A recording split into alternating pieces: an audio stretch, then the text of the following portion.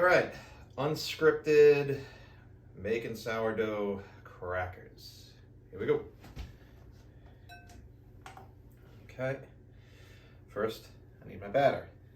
Do that, take the Pyrex bowl, tear it out. Recipe I found calls for 340 grams of sourdough starter. Okay, let's see if we got it.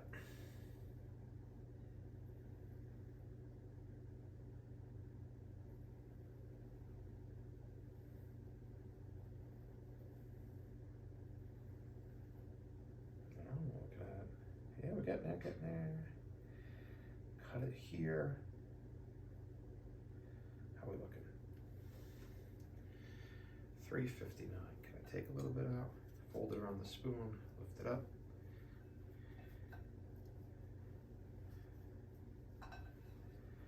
Yeah, can you tell I'm a beginner at this?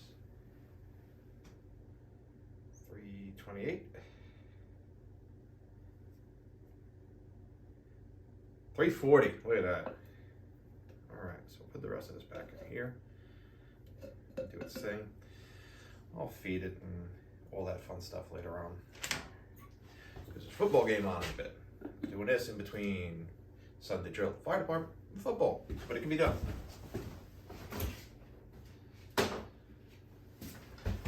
So, I've got myself 340 grams of sourdough starter.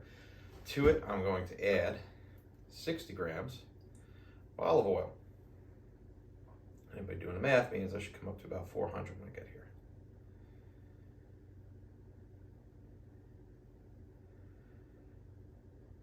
Oops. 397. It's like filling up a gas tank. 98. 99. 400. All right. Now,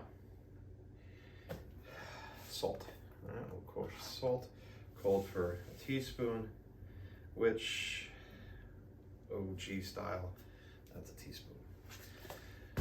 Now, to add a little flavor to these sourdough crackers, I'm going to add some fresh herbs straight out of the garden. Okay, I got my rosemary here. Very common herb in my cooking because we got a lot of it growing. Fortunately, over the years, the rosemaries have survived our winters, giving us something good to cook with throughout most of the year. So while I chop this up, I'm also going to look to add 2 more flavors. We already got some salt in there. Another garden herb, which I have, but not in the same quantities as I do the rosemary, is thyme. A batch of thyme in the yard. For that, I'm not even going to chop it. I'm just going to get the leaves off of these stems here.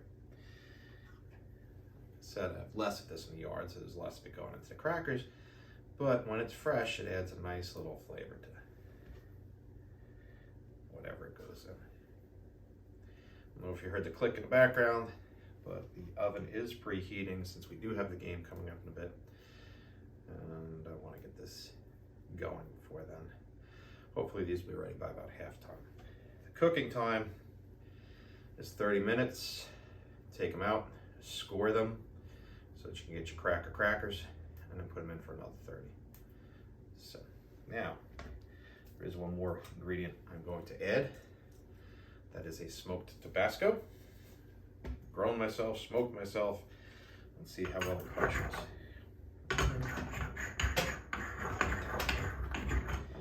That's coming out nice, all right. Mortar and pestle style.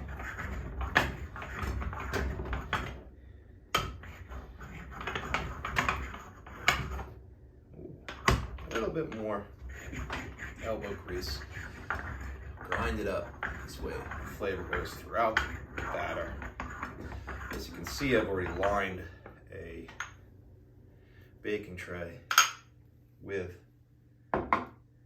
parchment paper, onto which I'm going to spread this once I've given it a good mix. Now, apparently, from the recipes I've been looking at, the mixing part takes some time because you want to completely incorporate the olive oil, they say, into the batter.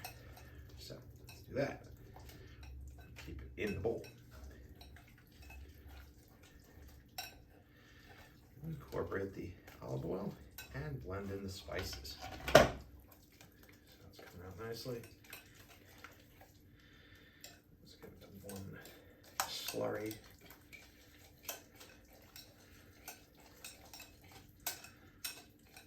Make the crackers nice and even in texture.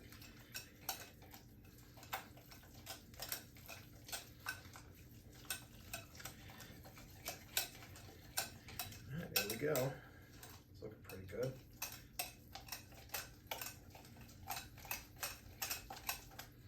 Elbow grease.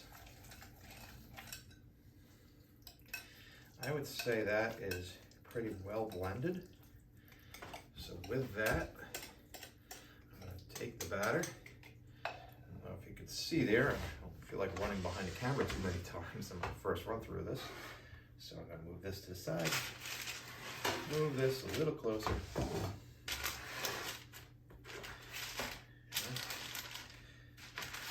this. Excuse me. There we go. All right, get this out of here. Ooh. Get off there. Just had a something about Mary moment there. All right. Now let's pour this out. I'm going to pour it out, and we're going to try to evenly smooth it out over the parchment paper on the sheet. All right. So that seems to be most of that. Now let's do a little spreading. Now that's interesting. First time I tried this, I did not have it come back like that.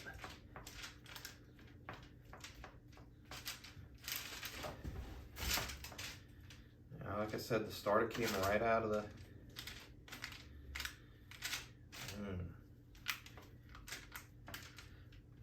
starter came right out of the fridge. I don't know if that's going to make a difference. Just supposed to get it to spread evenly. I've seen people use like a batter knife. Maybe that is something I should look into to get a better, smoother consistency. At this point, I'll just stick with the old spatula. So I'm going to get this smoothed out. Put it in a preheated oven for half an hour. We'll see if I remember to put it on camera to take it out. Because after the half hour,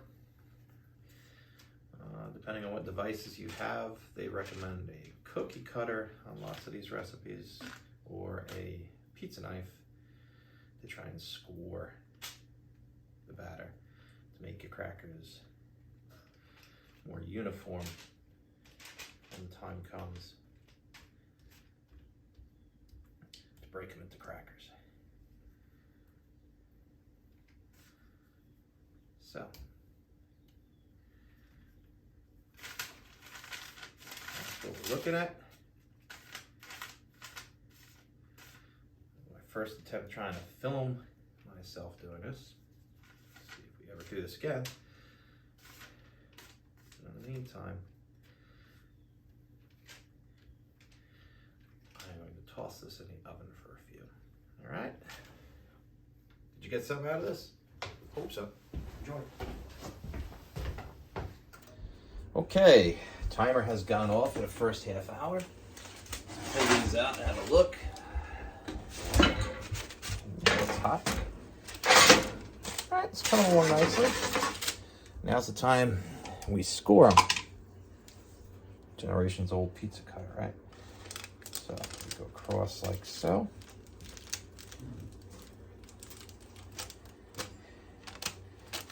And again, how big you want them, that's up to you.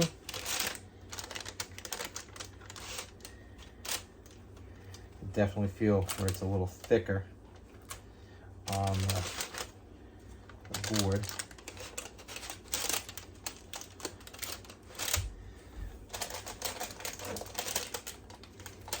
Sorry, John. Lengthwise, now look at this. bing. Bada bing. Bada bing. I don't know about the timing on this. You know, some people go before, some people go after. But I am now going to do something. And that something is add a little more spice to the top. Okay. Now, not the hot stuff. I've got plenty of the hot stuff in there. I'm going to sprinkle some salt on the top.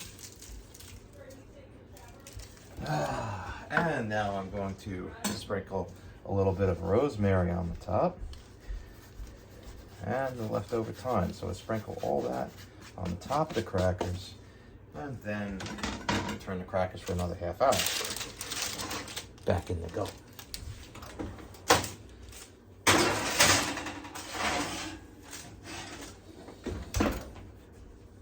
See you in 30. All right, we ready to have a look at this? Let's see what we got here. We're going in. Ooh.